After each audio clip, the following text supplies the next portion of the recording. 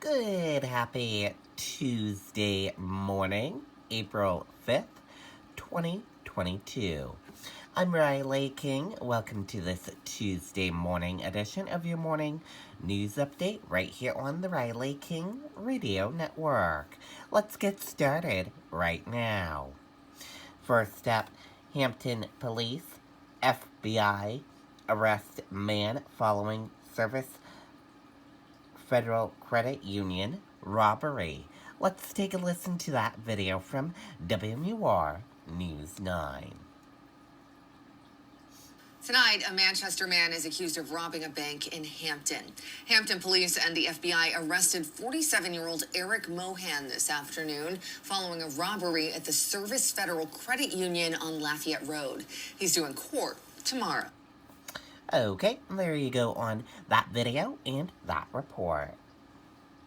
Former UN Ambassador Nikki Haley reacts to Russia's invasion of Ukraine. Let's take a listen to that video from WMUR News 9.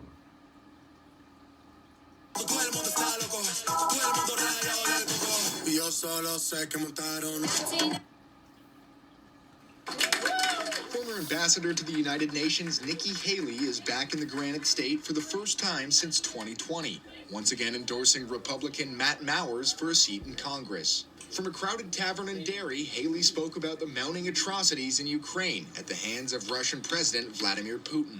It's an absolute war crime, and the last time we saw this, we saw it when Assad used chemical weapons in Syria. This is unthinkable. The idea that people are handcuffed, laying on the street, mass graves. Haley is calling on Washington to pass tougher sanctions against Russia, particularly in the energy sector. Turn around and sanction the energy companies that'll really stick it to Russia and drain his money. We've got to get it done. She says the situation in Ukraine extends far beyond Eastern Europe and believes Congress and President Biden need to do more. This is a war for freedom. And it's a war we have to win.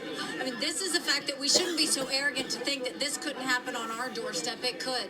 We've got to fight for the Ukrainians as they're fighting for their freedom and their life. I mean, Putin is a thug and a war criminal.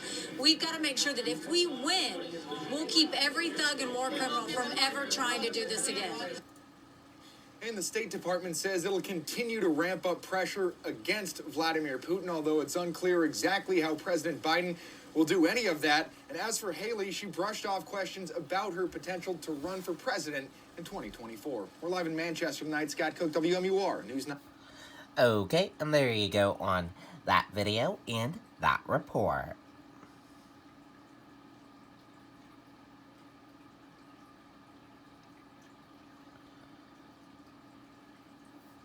At least one suspect in custody after Sacramento mass shooting.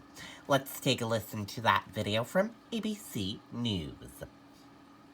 News of an arrest in the worst mass shooting in Sacramento history. 6 people killed, 12 injured. There is still an urgent manhunt underway tonight. ABC's Zareen Shaw in Sacramento.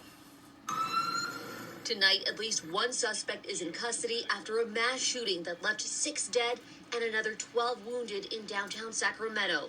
Police arresting 26-year-old Dondre Martin on charges of assault and illegal firearm possession. We are certainly looking into his role into the shooting and his involvement as well. We are searching for multiple suspects, and that is our priority. The police chief telling me they've recovered over 100 expended shell casings and at least one stolen handgun from the scene. A second handgun retrieved at a residence overnight. Just after 2 Sunday morning, police say multiple shooters opened fire after a large fight near a row of nightclubs. Officers on duty in the area hearing the gunshots, quickly providing medical aid, calling for backup. 3 walking gunshot wound victims. I copy that. Do we need more units over there? Multiple people rushed to area hospitals with injuries. Today, authorities confirming the identities of the 6 killed. The youngest, Yamil Martinez Andrade, had just turned 21. Her family inconsolable. Also killed, 29-year-old Devazier Turner and his cousin, 38-year-old father of 3, Sergio Harris.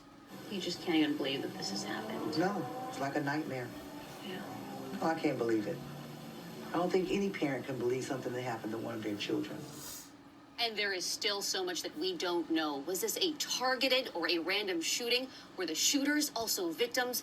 Regardless, President Biden calling on Congress to act. David? Zareen Shaw tonight in Sacramento. Zareen, thank you. Hi, everyone. Okay, and there you go on that video and that report.